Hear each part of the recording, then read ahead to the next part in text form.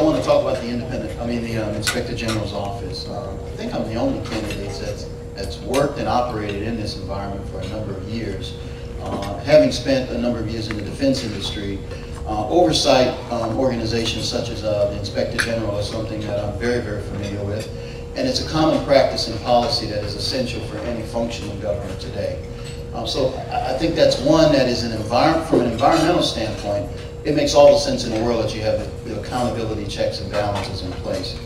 The one thing I want to get a little bit critical of the Inspector General's office. I don't want to just blow smoke.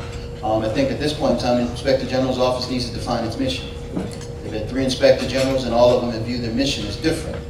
One now thinks that they need to pre-screen contractors. Another thinks they need to root out inefficiencies. My view of the Inspector General's office is what it does in the federal level, which is principally around rooting out corruption and inappropriate behavior, period. I also think that the independent monitor function needs to be consolidated under the Inspector General. I think the police department is another arm of city government, and Inspector General and rooting out corruption and the independent monitor and what it's looking for should be consolidated under Mr. Quattrero to do that.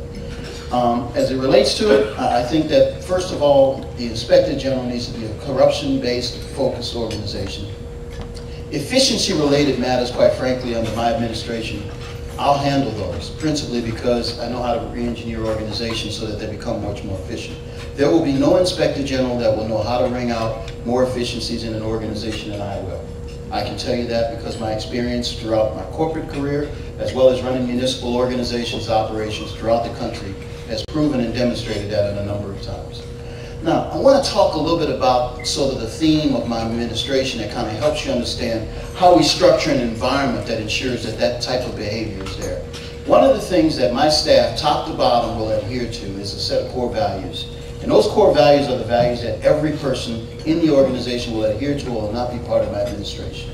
The first one is that it's respect. Every individual in the city of New Orleans will be treated by a member of my administration with respect and dignity, period. I don't care what socioeconomic standing they come from, they will be treated with respect. The second piece is integrity. They've got to operate with integrity or they won't be part of my administration. Let me keep it real simple. I have zero tolerance for liars, cheats, and thieves.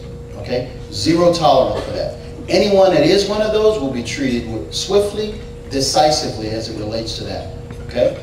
Third one is communications. There will be a commitment to open and honest communications throughout my organization. And when I say open and honest communication, I mean transparency at all levels. I was just on Monday in Washington, D.C. and had an opportunity to look at the CAPSTAT program, which is probably the most transparent information technology available today in the world, or at least in the United States, as it relates to government accountability.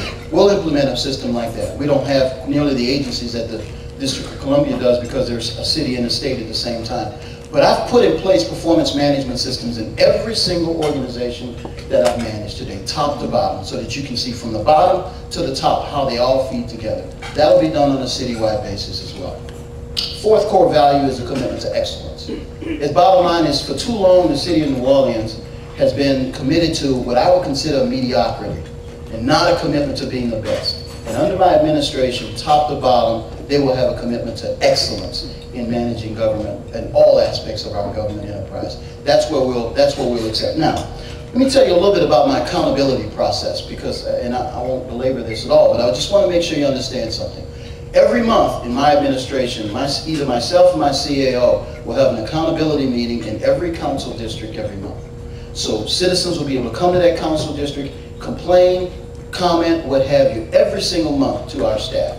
We'll take those inputs and we'll come back to them at the next meeting, and they'll have an accountability of each one of those performance elements, okay? On a quarterly basis, they'll come to the city council chambers and they'll meet the mayor.